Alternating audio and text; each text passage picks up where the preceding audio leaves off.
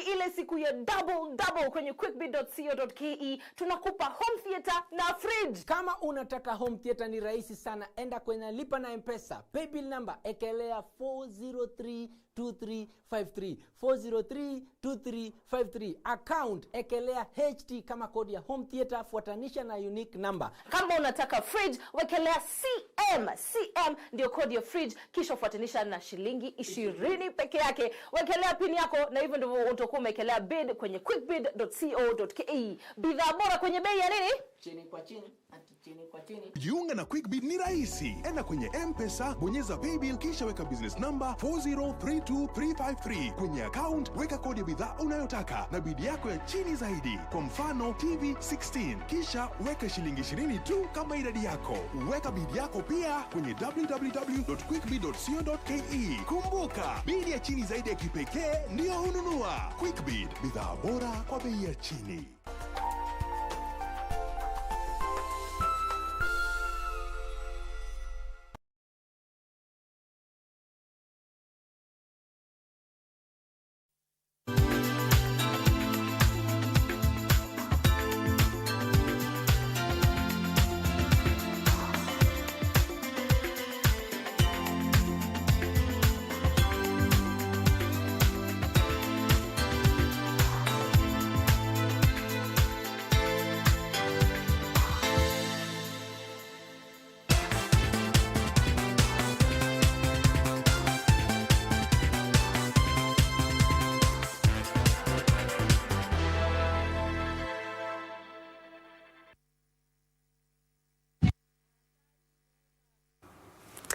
It's Sunday, the 7th of February, 2021. Good afternoon. Thank you for joining us this afternoon for Lunchtime News. My name is Purity Museo, and welcome to the broadcast. To kick us start, a section of Kenyans with disabilities is calling on investigative agencies to probe the remarks by Suna East Member of Parliament Junet Mohammed over Senator Isaac Mwaura's nomination.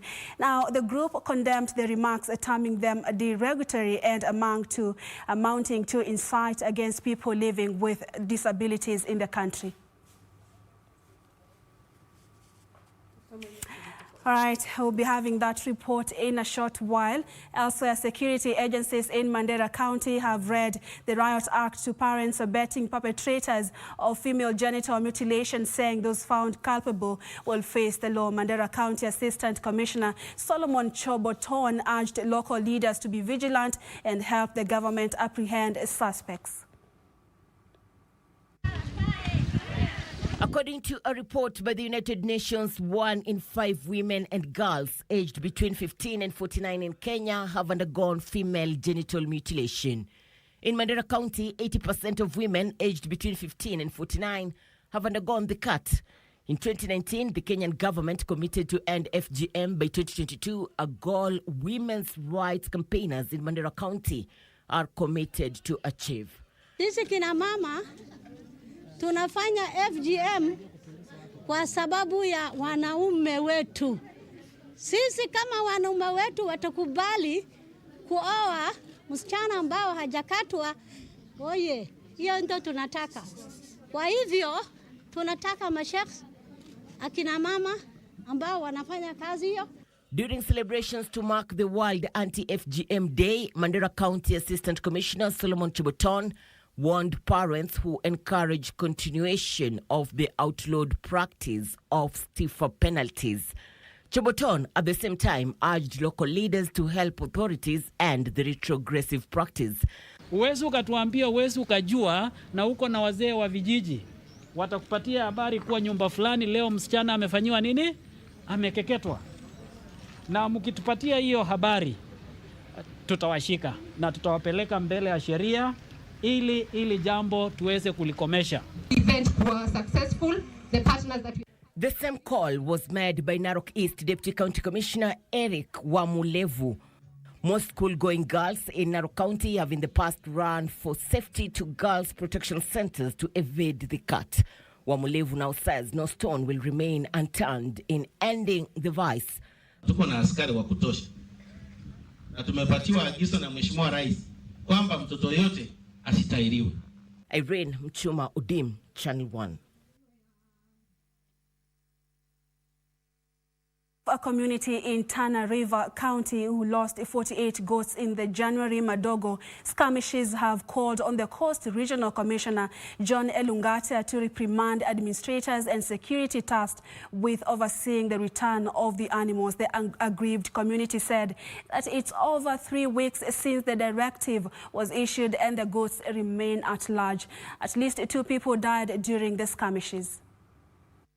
January 19 this year, Coast Regional Commissioner John Elungata issued a 2-day ultimatum to one of the warring communities in Madogo, Tana River County to return 48 goats they rounded up and drove away from a grazing field in the outskirts of the town. Na machungu na majozi ya kuwa brada yangu Hassan ameuliwa kwenye hiyo vita ya juzi, aliuliwa na risasi.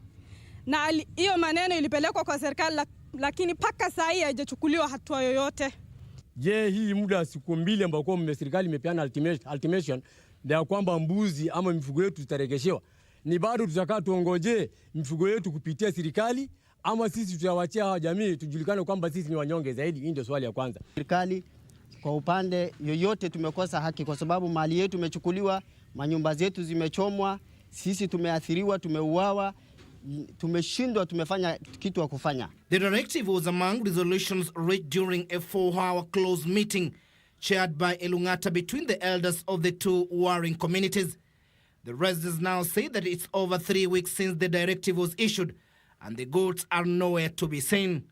Kama itawezekana ichukue hatua ya kutusababisha ya kufanya sisi tupate mifugo yetu turejeshewe. Ya pili, iwe wapatiwe amani na ulinda salama wa vijana wetu ambao wanafanya kazi ili wapate kufanya kazi yao kwa njia ya uhuru na amani kama wafanyikazi wa serikali. Sisi kama jamii ya Munyayaya tuna appeal hii maneno kwa rais wetu aweze akaingilia hii maneno kwa sababu tunazidi kunyanyaswa kwa hii hali. According to Omar Abadela, it's time now Coast Regional Commissioner Joel Elungata cranked the whip on his juniors for insubordination. During the peace meeting, Elungata directed the DCI officers handling the matter to ensure that those behind the death of the 2 victims were arrested and prosecuted. The residents claim the directive is yet to bear fruit. Madogo Center sits along the busy Garissa-Nairobi highway, is one of the fastest growing cosmopolitan center that lies between Garissa and Tana River counties. There has been simmering tension for the past 1 week from each side claiming the ownership of the town.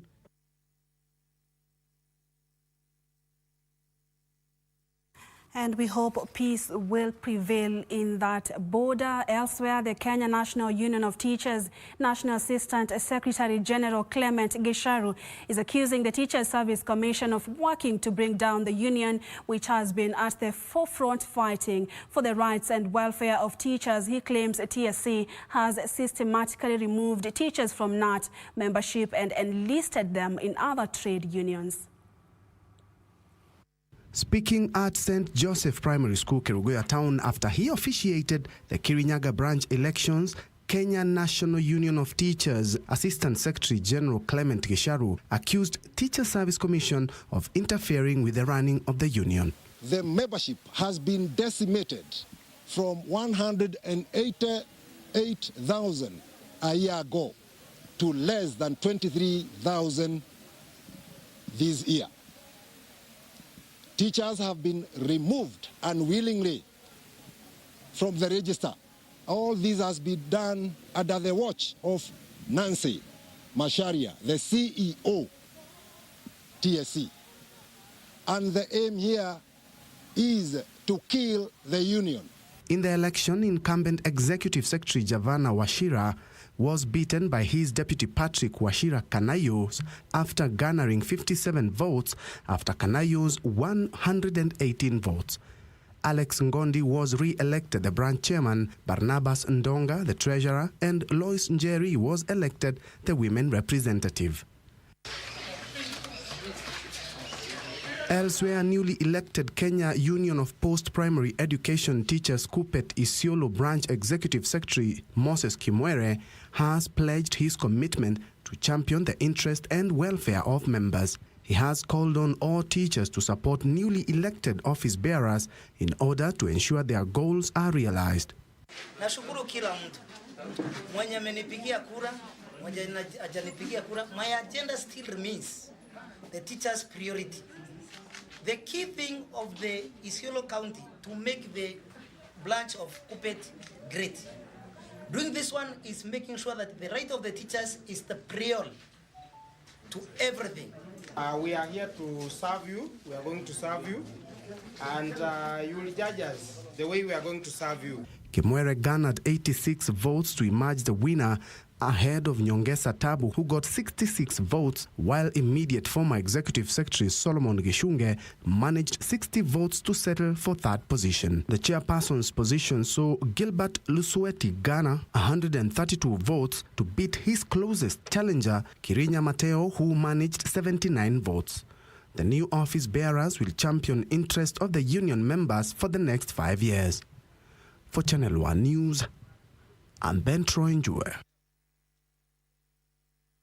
Baringo County Women Representative Gladwell Cheruiyot has threatened to take legal action against a group of officials defrauding projects funded through the national government affirmative action.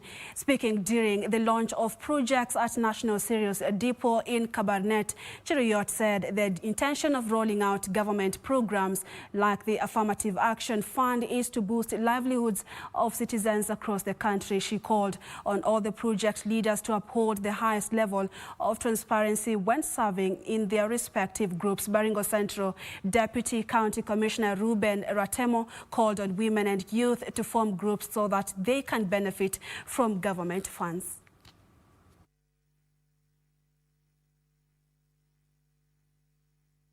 Kama wewe ni chair, kama wewe ni treasurer, kama wewe ni secretary na mko hapa, check ifike kwa vikundi. Check sipika kwa nani? Na isipofika ngojea kesi yako kotini. Want to challenge the MCS wale waka hapa. The 3 MCS, even Mama Tungu, Monday, kila mtu aliletea vikundi 5 registered na watapata hiyo pesa the following day. Wafanyie biashara.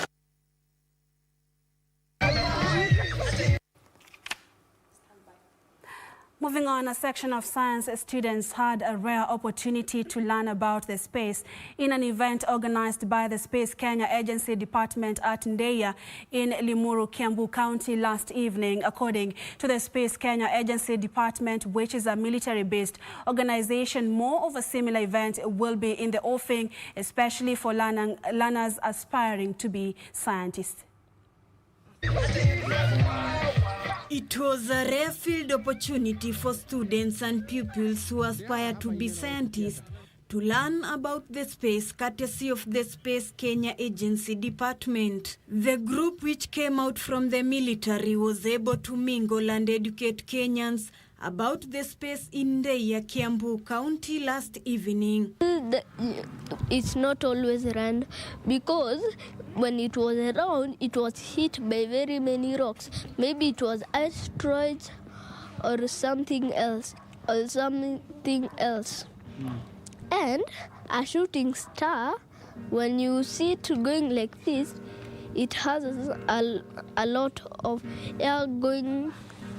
It goes down by force. Ni gani na kwa nini leo inaonekana hivi, and why is it different during at a particular time of the night?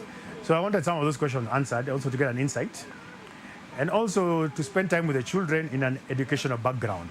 The young space science students having the first-hand feel and able to see the reality that they only read on books and the internet. Not gotten it in my classes. I usually check online about space, ask about the planets online on Wikipedia or Google. Yeah. Kenya is placed along the equator where, according to astronauts, one is able to gaze to all the stars given that the sky is always clear. The spectacular event was made possible by Space Kenya Agency, Apollo Science Park, in conjunction with Amateur Astronaut. But we've also worked with the Amateur Astronomers Society of Kenya.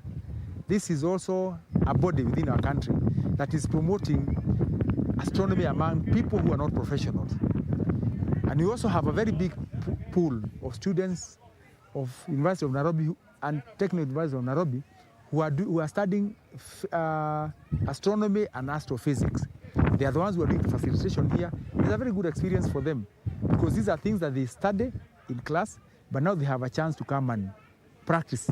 The participants were given a night to gaze, view, and learn more about space, as well as a chance to use the planetarium that projects the space and use telescopes to gaze at the moon, stars, and other asteroids. Planets like Mars and have 2 moons. They were also showcased evolution of different items, equipments and electronics that have been achieved. The young innovators also had a chance to study and come up with innovations, while those on high education level had a chance to do experiments.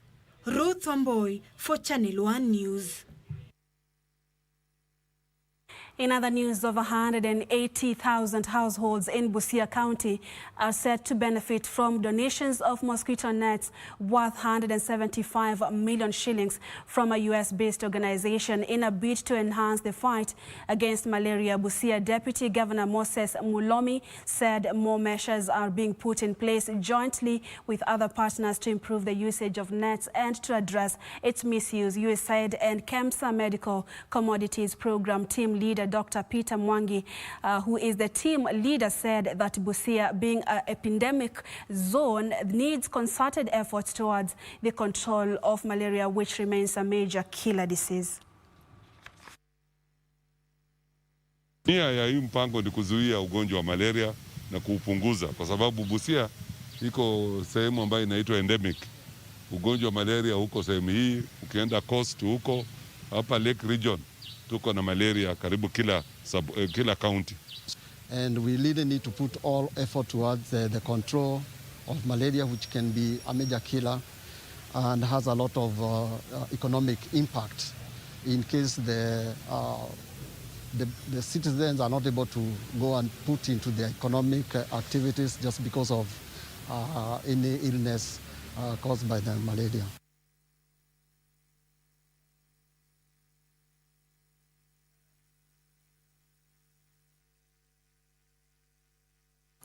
All right, time for us to take our first commercial break. Thank you for staying with us. We still have plenty more to come. Stay tuned.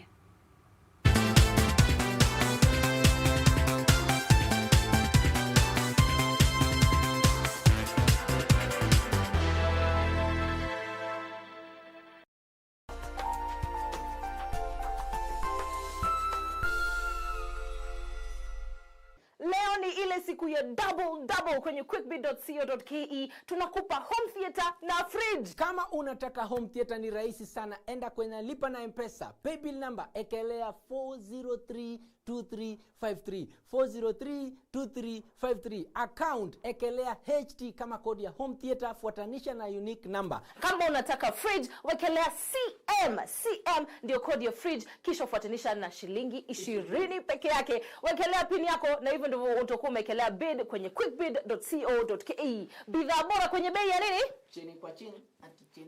Jiunga na QuickBid ni rahisi. Enda kwenye M-Pesa, bonyeza paybill, kisha weka business number 4032353. Kwenye account, weka kodi ya bidhaa unayotaka na bidi yako ya chini zaidi. Kwa mfano, TV 16. Kisha weka shilingi 20 tu kama idadi yako. Weka bidi yako pia kwenye www.quickbid.co.ke. Kumbuka, bidi ya chini zaidi ya kipekee ndio hununua. QuickBid, bidhaa bora kwa bei ya chini. Tonight on KBC Channel 1. No, not at all. It's got nothing to do with us. We're fine. To tell you the truth, it's about Dad. If my dad fights for that, it's because he's angry to know other people have something he will never have in his lifetime. I don't care about any of that. If they want to have lands, then let them be. Whose grave is this?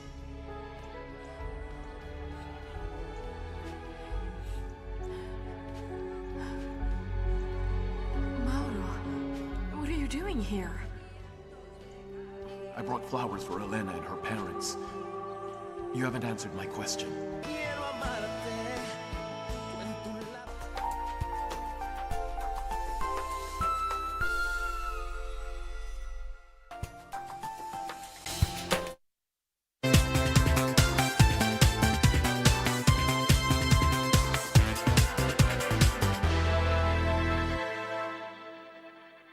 Welcome back to Lunchtime News. A section of Kenyans with disabilities is calling on investigative agencies to probe the remarks by Suna East Member of Parliament Junet Mohammed over Senator Isaac Mwaura's nomination. The group condemned the remarks, terming them derogatory and amount to incitement against people living with disabilities in the country. Huyu mtu anaitwa Isaac Mwaura.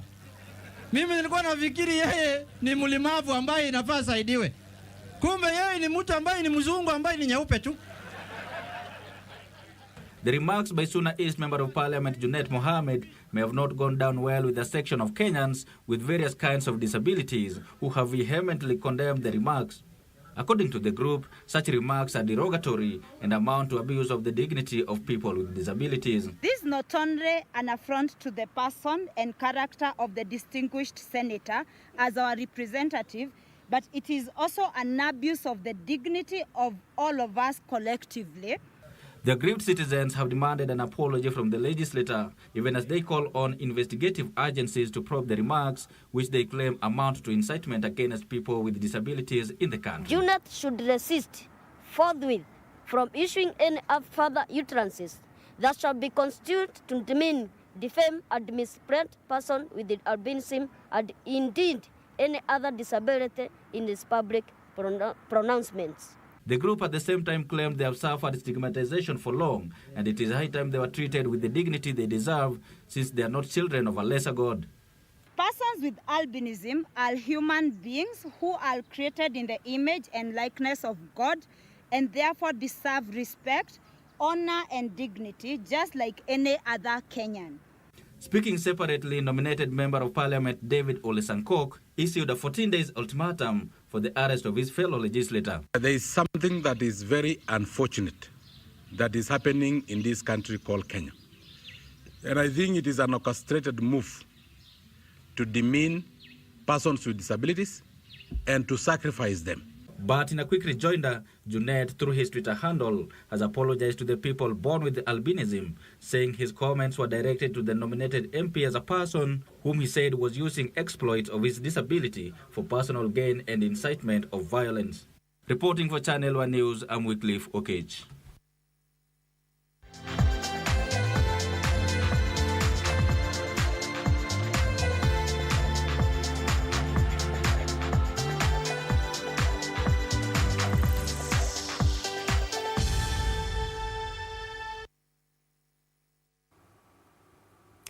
And in sports, Kenya Tourism Board KTB has pledged to continue sponsoring the Magical Kenya Open event that will be held between 18th and 21st of the next month. The event, which was elevated to the elite European tour, provides an opportunity to showcase the destination of Kenya's key source markets by leveraging on its wide viewership.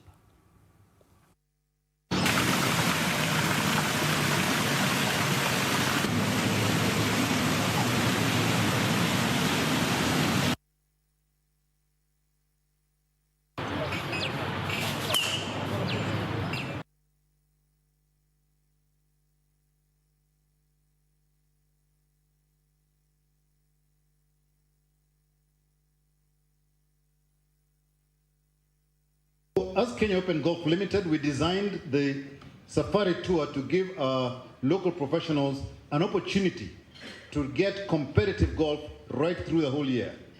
And this is now the third season. We missed one out literally because of COVID. And from those of you who follow, you can see the improvement in scoring of our local professionals. Golfers are able to chaperone those professional golfers who are playing and the junior players that are coming up. So I urge you all to please support these young players to ensure that, number one, they enjoy the game, because that's the future of the game. The head of a destination marketing agency we see golf as an opportunity that can allow us to showcase the destination.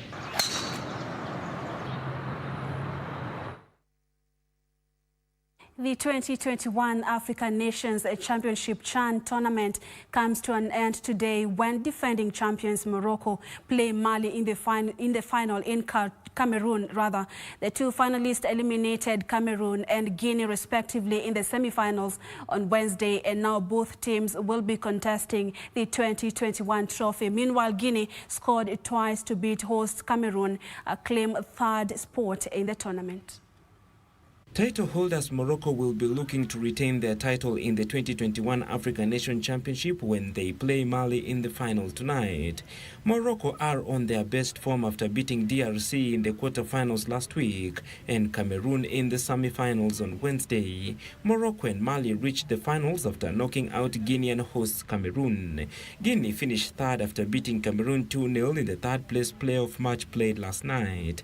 Moyale Cilia and Mamadou Bakamara scored the two goals that saw off the host and helped Guinea claim third position in the 2021 tournament that featured 16 teams.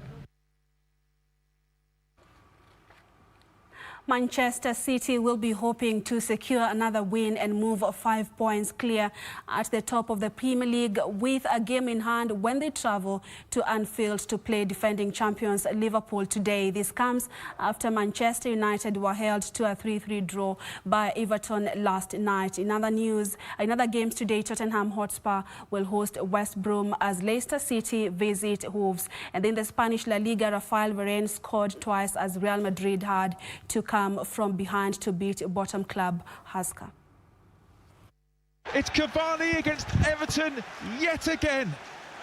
We're talking about crosses and pinpoint crosses at that.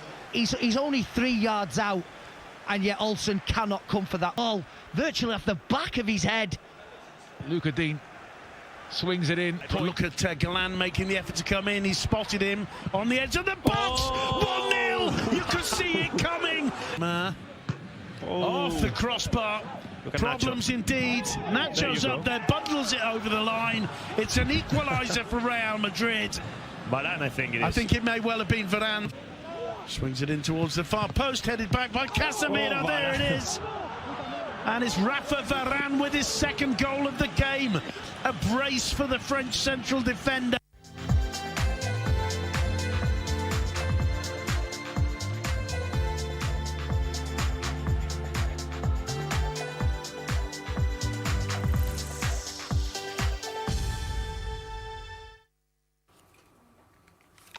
Well, and that's the latest at this hour. Thank you so much for keeping us company at Lunchtime News. My name is Purity Museo. Baron Abuli has been our sign language interpreter this afternoon. I'll see you again at 9 p.m. Good afternoon.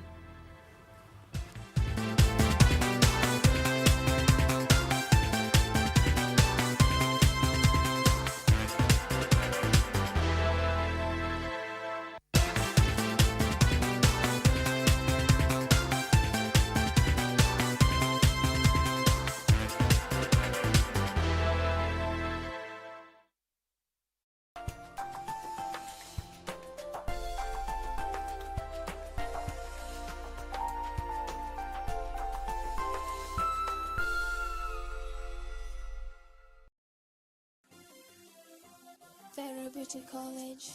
Vera Beauty and Fashion College, with branches in Nairobi, Eldoret, Thika and Meru. Did you know that we are a TVET approved institution? We offer courses in fashion design, interior design in soft furnishing, event decoration, flower arrangement, event planning, hairdressing, barbering and dreadlocks, beauty therapy, makeup, nail technology, spa massages, teaching skills, TOT, solo business management, and many more. Register now and visit our website on www.verabeautycollege.com. You can also call on 0725 923 550 Nairobi branch, 0728 087 689 Eldoret branch, 0722 22 7428 Thika branch, 0725 000 706 Meru branch. Vera Beauty and Fashion College, a TVET-approved institution.